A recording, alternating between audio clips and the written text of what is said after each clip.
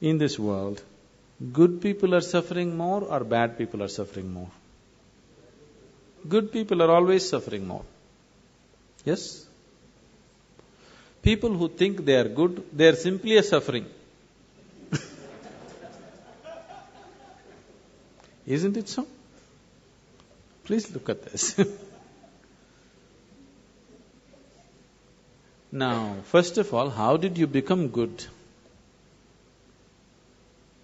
He's not okay, she's not okay, he's not okay, he's not okay, he's not okay, she's not okay. Compared to all these people, I am a good man.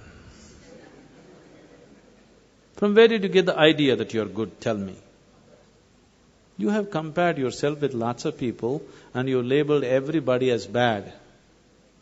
And now you feel good. Somebody who thinks he is very good, in his mind, nobody in the world is okay. The more good you think you are, nobody is okay for you. Is that so? Isn't it so? People who believe they are very good people, nobody wants to go anywhere near them because they're so good, no life can happen. Your goodness is only in comparison with something else, isn't it? Yes? And you establishing yourself as good and making all these people are totally wretched people, then I am a really good man, isn't it? Isn't it so? Good people won't get anywhere, either in this world or in the other world. Can you take a joke? Do you have good digestion?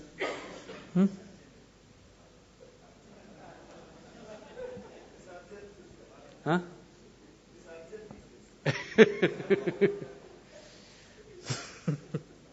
I'm not talking about that digestion. One day, in his previous life, Shankaran Pillai was a good man. After a brief illness, he died. Being a good man, he naturally went to heaven. He landed up at heaven, there at the reception committee of angels, opened his account book. Page after page, good deed, good deed, good deed, good deed, good deed. Cover to cover, only good deed. Then the angels were in confusion. Then they came to Shankaran Pillai and said, Mr. Pillai, there's a little problem here. He asked, what is the problem?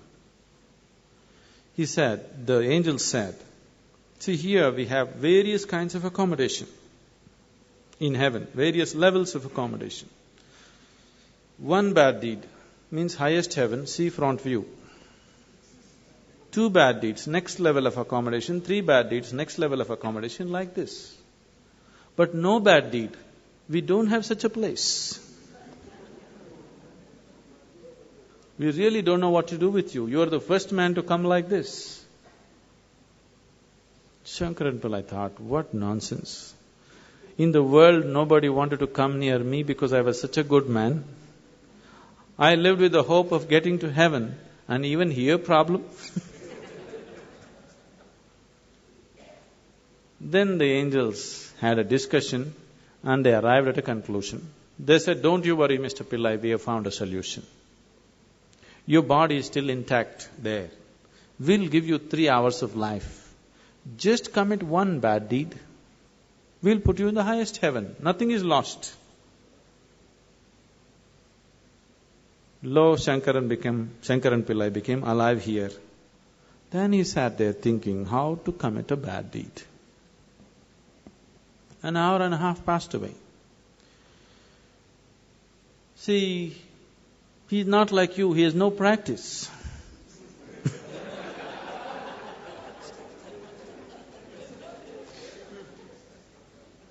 After an hour and a half, he remembered, in the neighborhood, there is a woman who is well beyond her prime, who's been casting inviting glances at him. He being a good man, he never looked that way. Now he thought, okay, adultery is a bad deed. Because after all, he's going to do whatever he is going to do just to go to heaven. So he went looking for the woman. He went and knocked on her door. She came and opened the door. When she opened the door, Shankaran Pillai said, "I want you." "Why, Mr. Pillai? Just yesterday evening they told me you're on your deathbed. What is this?" He said, "It doesn't matter, I want you." He went in.